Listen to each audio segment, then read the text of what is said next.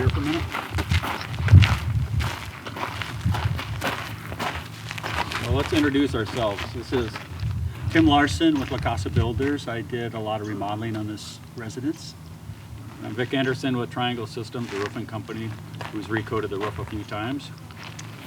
And I'm Victor City. I'm an architect, and when I was 19 years old, I worked on the renovation of this project. That was probably 25 or more years ago, and learned a lot about the building and what happens to old buildings when they're loved again. So that'll be part of what we're going to talk about today.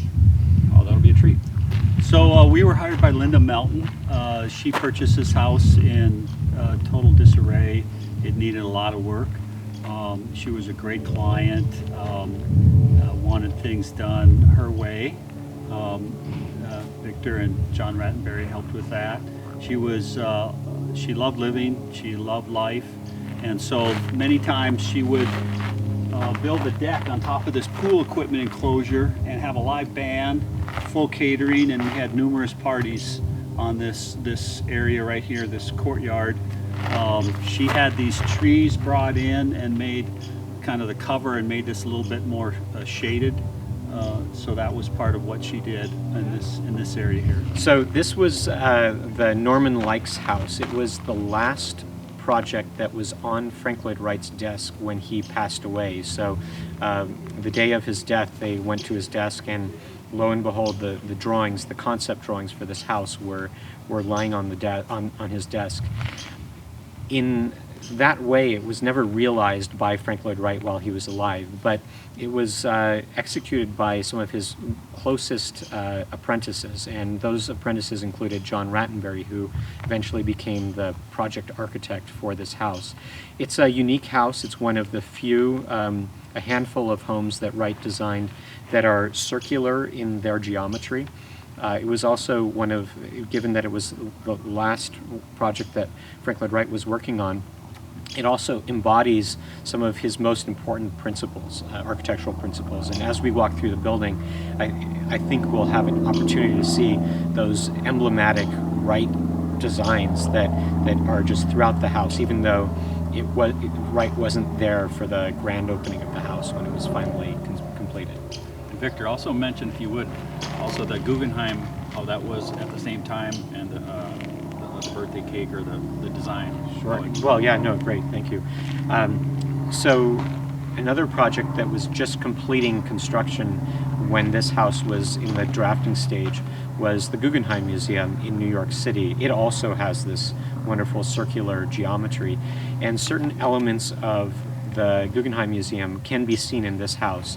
But there are other elements of Wright's designs, the horizontal lines, for example, the playfulness with geometry, the circles, particularly in this house, that pervade this building, and it makes it wonderful to both experience and presumably to live in.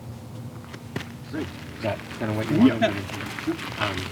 Maybe say something about the red block too. Well, I do want to say that, even though it's not, because it was never part of this house. No, I know that. Because Frank wasn't able to come back and look at it and give it his blessing. That's why But you know, he had the red block. there were a lot of homes that were designed by Wright that he never gave his blessing on. Oh, really? I think there's only 25 or so homes that have that red square. But you want to talk about the carport? And Sure. I mean, you remember it as a party place, but Yeah, this is a big party place. We didn't do a whole lot right on this space right here.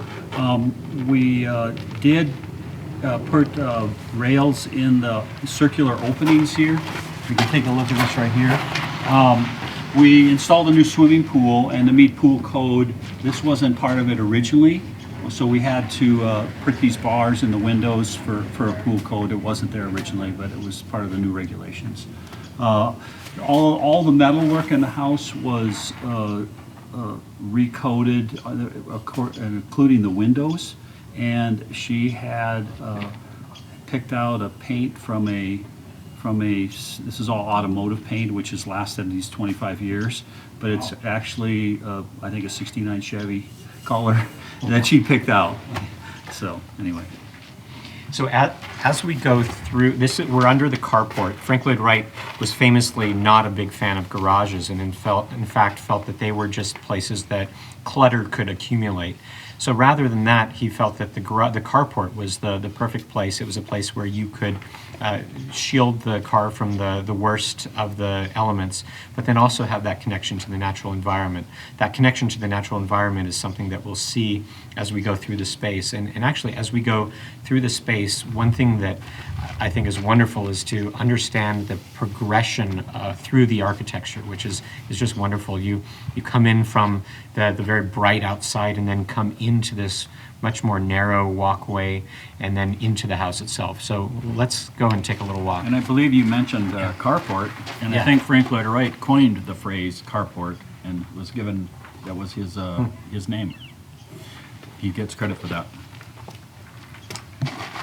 Okay, that sounds good to me. I didn't know. Yeah, he did. Yeah. It's on the Kentucky Knob House. Oh, there's a plaque.